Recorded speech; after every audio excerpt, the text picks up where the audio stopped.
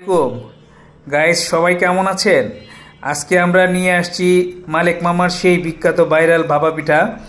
ওইটা বানানোর জন্য প্রথমে আমরা নিয়েছি আপনার 2 কাপ চালের গুঁড়া, সাথে নিয়েছি আপনার 1 কাপ কনডেন্স মিল্ক এবং গরুর দুধ। এটা একসাথে আমরা মিক্সড করে ম্যারিনেট করে 15 মিনিটের জন্য রেখে দিব। আমাদের মিক্সিং করা হয়ে গেছে, হালকা লবণ দিয়ে আমরা সুন্দর করে এটা মিক্সিং করে রেখেছি। এভাবে আমরা 15 মিনিটের জন্য রেখে দিব। 15 মিনিট পর বাকি প্রক্রিয়া শুরু করব। 15 মিনিট হয়ে গেছে। এখন আমরা ওই যে মিক্সার যেটা করেছি এটাকে চালনা দিয়ে ভালো করে চেলে নিতে হবে।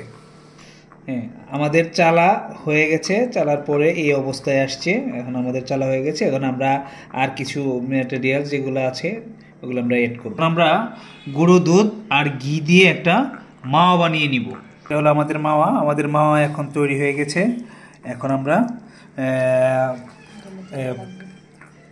এখন আমরা মোরব্বা, কাজু বাদাম, নারিকেল, কাঠবাদাম, কিশমিশ এবং খেজুরের গুড় অ্যাড করে নিব। আমরা এখন সবগুলোকে একসাথে ভালোভাবে মিক্সড করে নিয়েছি। চালের গুঁড়ির সাথে এখন আমরা সব ইনগ্রিডিয়েন্টসগুলো যোগ করে নিয়েছি।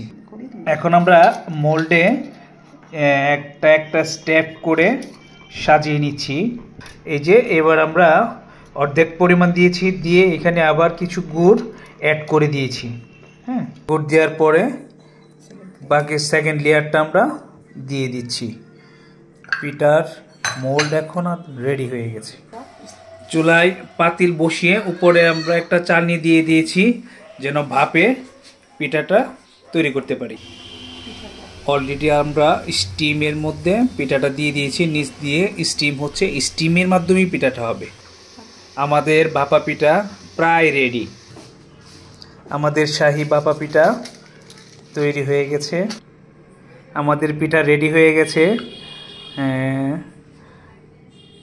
আমরা এখন এটাকে স্লাইস করে কেটে নিচ্ছি।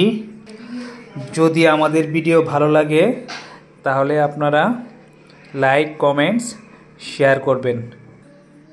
এই যে গাইস, আমাদের পিঠা রেডি হয়ে গেছে। আমি একটু টেস্ট করে দেখছি কেমন হয়েছে।